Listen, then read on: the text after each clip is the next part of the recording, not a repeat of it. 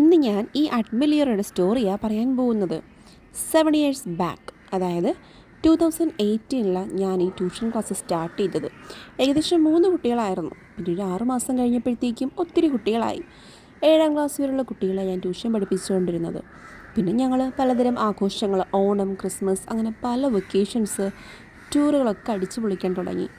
കുട്ടികളുടെ എണ്ണം കൂടിയപ്പോഴത്തേക്കും ഞാൻ പിന്നെ 10ാം ക്ലാസ് വരെ പഠിപ്പിച്ചു തുടങ്ങി. അങ്ങനെ കഴിഞ്ഞ വർഷം നമുക്കൊരു 10 കുട്ടികൾ SSLC എഴുതി നല്ല മാർക്ക് സ്കോർ ചെയ്തു. പിന്നെ നമ്മൾ ട്യൂഷൻ ക്ലാസ്സിനൊരു പേരും യൂണിഫോം ഒക്കെ ലേബിൾ ചെയ്തു. അങ്ങനെ എനിക്കും ഒരു ജോബ് സെറ്റായി. ഞാൻ ടീച്ചിങ്ങിന് പോകുമ്പോഴത്തേക്കും എനിക്ക് എൻ്റെ കുട്ടികളെ വേണ്ട വിധം ശ്രദ്ധിക്കാൻ പറ്റില്ല. ഞാൻ അങ്ങനെ 2 കുട്ടികളെ കൂടെ എന്നെ ഹെൽപ്പ് ചെയ്യാനായിട്ട് ഞാൻ തിരഞ്ഞെടുത്തു.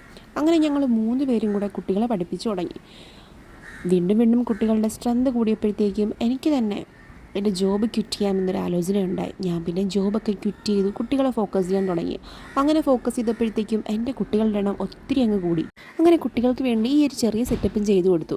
ഫൈനലി നമുക്ക് ഏകദേശം ഒരു 100ഓളം കുട്ടികളും +2 വരെയുള്ള കുട്ടികളും ഞങ്ങൾ 4 അധ്യാപകരുമാണ് ഇവിടെ പഠിപ്പിച്ചു പോകുന്നത്. ഇതാണ് എൻ്റെ ആർട്ട് മെലിയോറിയ.